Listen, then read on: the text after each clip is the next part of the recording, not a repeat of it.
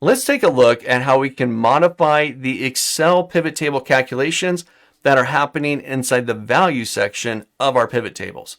So I'm going to remove my head once again. There we go. So if we look closely at our value section, we dropped sales in there. And Excel, it looked at the data, said, oh, sales, that's numeric data. I can sum that. So it returned it as a sum summary, right? It summed up all the sales. In our case, sales for each month broken up by the product, right? Because of the way we laid our pivot table out. Now that's great. And that's a default. Excel sees numeric data. It wants to sum it. But we can change that. Maybe I don't want a sum. Maybe I want an average, or I want a minimum or a maximum. I want something else other than the sum, because that's what my report needs. That's what we want to view. Okay, great. We're going to take a look at how to modify that. Now, there is another default that Excel uses. Take a look at this. If I take the sales, sum of sales out of there, I just drag it out. And let's say I grab the salesperson and I drag that down to the value section. Now think about this before I drop it. Salesperson is not a numeric value. They're names, right?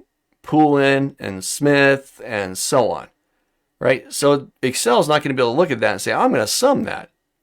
So what do you think it's going to do? What's it going to do with salesperson? I'm going to go ahead and drop it. Whoop. What did it do? What do these numbers represent? We got 18 for the month of January for frozen yogurt. Oh, that's a count. It's counting how many times a salesperson's value showed up for that month and that specific product.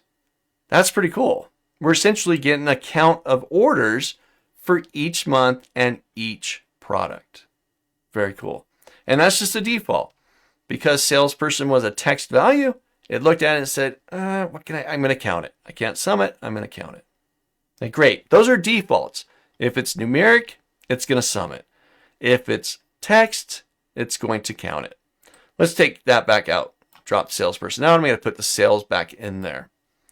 Now, just to make this a little bit clearer on the screen, I'm going to remove type. I'm going to drop that out of there. So now we just got total sales, sum of sales for each month. Great information. Well, what if I also want the average sale for each month? I want both of them. I want the sum of sales and I want the average sale. Well, if I grab sales a second time and drag it down there, remember the default, it gave us another sum, so those two columns are identical other than their names. But if I go down into sum of sales 2, give that a click, I'll go to value field settings. Inside of here, I'm going to change it from a sum to an average. And let's get rid of that number 2 there. Oop, don't need that. Average of sales. I'll hit OK. And now we've got our average sales. And you can format that as well. You can go back into the field, value field settings, get back into the number format. We just took a look at this, right? And I can change that to a currency value as well. And there we go. So we can modify the calculations. We don't have to stick around with the defaults that Excel gives us, right? They've got other options for us to take advantage of. Now, let's take a look at another option here. One more option in modifying the calculations. I'm going to remove the average. Let's just get rid of that one. Now we've just got the sum of sales. I love how quickly you can modify a pivot table. That is so cool. Just drag them out. I don't want that anymore. Just drag it out, right? You don't have to modify and delete and all that garbage, right? You just drag your fields. So cool. Okay. Anyways, so cool. So now we got just total sales by month. Okay. Well, what if I also want to see, did we increase or decrease month over month? So from January to February, did we go up in sales? Did we go down in sales? From February to March, did it go up? Did it go down? From March to April, did it go up? Did it go down? I want to know that. Right? How would you do that? Well, you could do some calculation where maybe you subtract the two values and then you look at them and say, well, did it go up? Did it go down? Maybe what if I want a percentage, right? How much of a percentage did we increase or decrease? Now we're getting a little more complicated here, and I don't know, man. Well, pivot table actually makes it really simple to do. Take a look. If I grab sales a second time, I'm going to drop it into the value section. So now we got our original sum, we got our secondary sum there, but I'm going to modify that one. So I'm going to go to sum of sales 2, value field settings.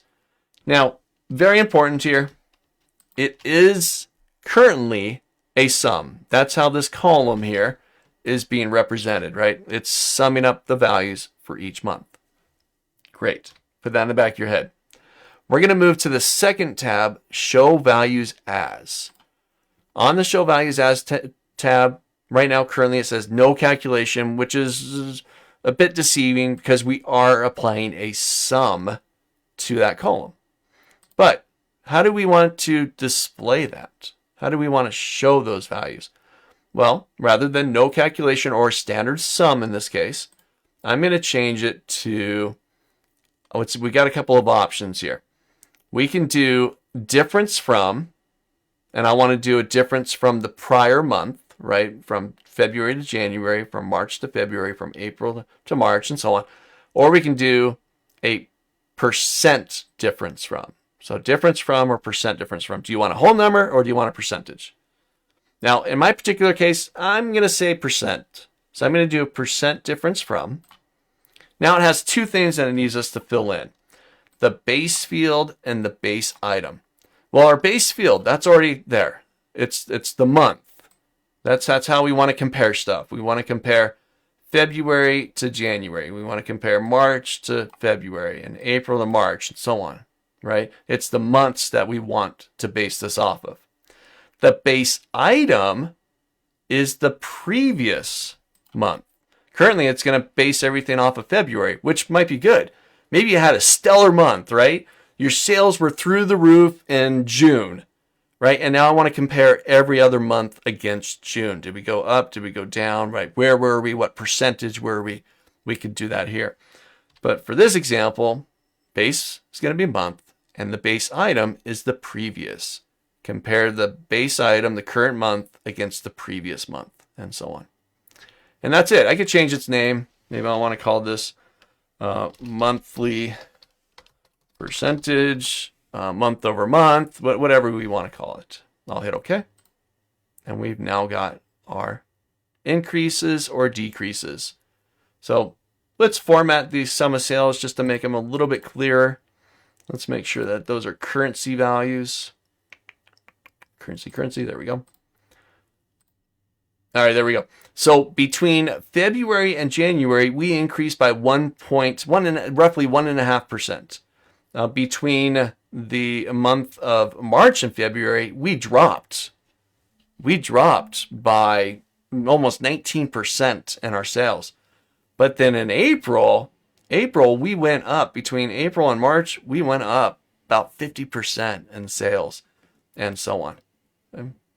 Very cool. Very cool. And just a couple of drags of the mouse and we're done, right? And modifying the calculations that are taking place in there. So make sure you try this out. That was a bit to go through. We covered a bit of topics inside there, but all about modifying the calculations in a pivot table. So get into the field list, get into the specific field, value field settings, and you can modify the default calculations there to fit your needs. Try it out.